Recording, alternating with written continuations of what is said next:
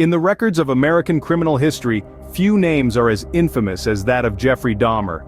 This notorious individual left an indelible mark in history as a confirmed serial killer, culpable for the horrific homicides of 17 males spanning from 1978 to 1991.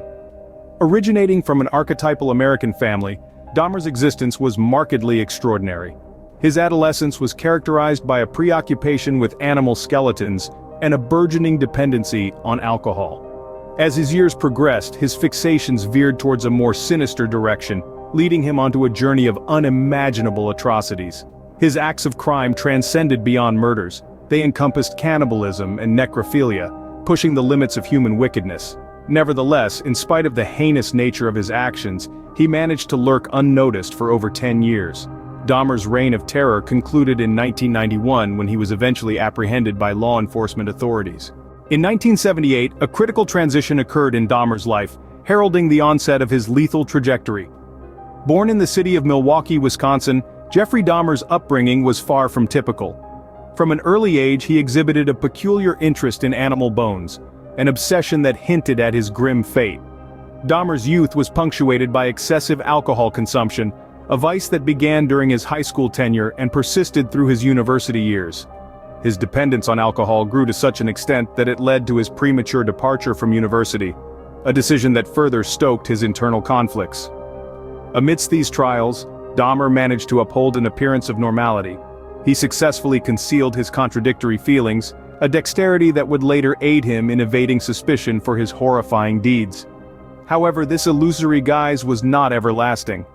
In 1978, Dahmer's existence took an ominous and irrevocable shift. He committed his inaugural homicide, a horrifying event that paved the way for a succession of monstrosities that extended over a decade. Dahmer's victim was carefully chosen, a marginalized young man whom he enticed into his residence.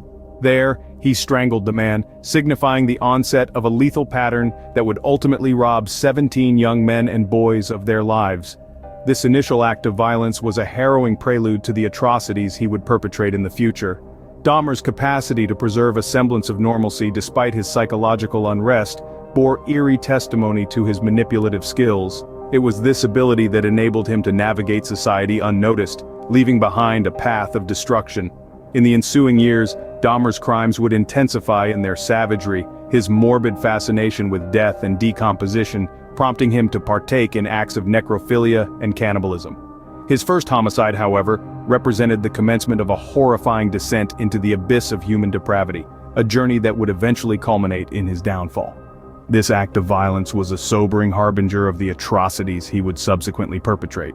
From the years 1978 through 1991, Jeffrey Dahmer initiated a deeply disturbing series of homicides, leaving behind numerous victims in his aftermath.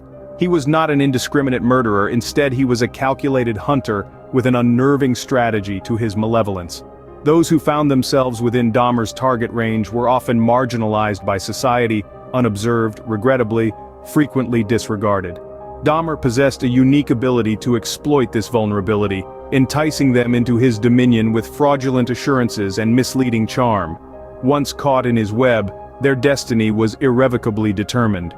The mild-mannered, inconspicuous man they had encountered transformed into a ruthless executioner.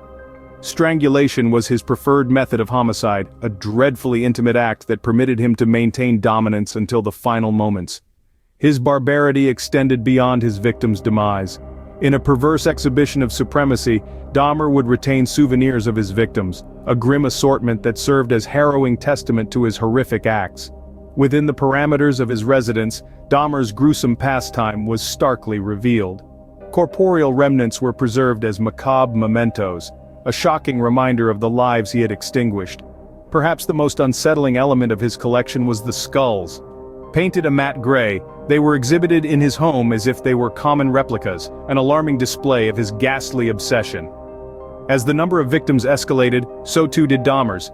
His abominations were performed with a chilling tranquility, reflecting his icily detached nature.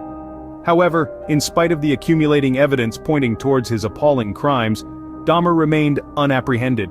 His victims, primarily marginalized and neglected by society, were similarly disregarded in death.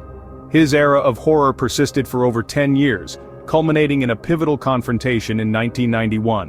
In 1991, the dreadful deeds taking place within Jeffrey Dahmer's residence came to light following the daring escape of a victim who subsequently alerted the authorities.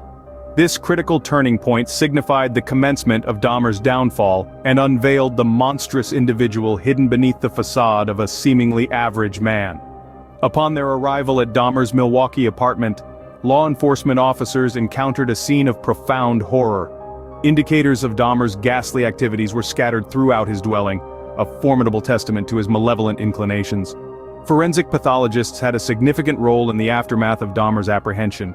Their assignment, far from being suited for the squeamish, involved the careful examination and categorization of the chilling evidence, which allowed them to reconstruct the identities of Dahmer's victims. Among the items found were skulls coated in a gray hue, mirroring plastic models, a morbid exhibition of Dahmer's collected trophies. The shockwaves of Dahmer's horrendous actions resonated nationwide, casting an ominous veil over the collective American consciousness. These atrocities prompted serious contemplation regarding the essence of malevolence and the potential for unspeakable deeds within seemingly ordinary individuals. Dahmer's arrest signaled the conclusion of a sinister chapter in the annals of American criminal history. Following the apprehension of Jeffrey Dahmer, the entirety of the United States found itself wrestling with the grotesque he had perpetrated.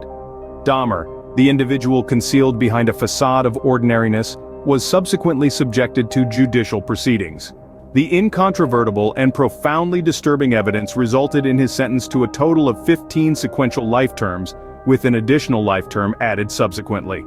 An unexpected turn of events claimed Dahmer's life in 1994. At the hands of not justice, but a fellow detainee. His demise, however, did not expunge the wounds inflicted by his horrific acts. The controversy surrounding the treatment of the case by the authorities, particularly in relation to the victims who identified as homosexual, or were from ethnically diverse groups, instigated a nationwide discourse on bias and negligence within law enforcement agencies. The ramifications of Dahmer's crimes transcended the confines of the legal proceedings, casting a pervasive, sinister shadow on the bereaved families and society in general. His abhorrent acts serve as a stark testament to the potential for malevolence within the human psyche. Dahmer's life was cut short in 1994. The echoes of his appalling crimes continue to reverberate, serving as a chilling testament to the malevolence that can lurk beneath a seemingly benign exterior.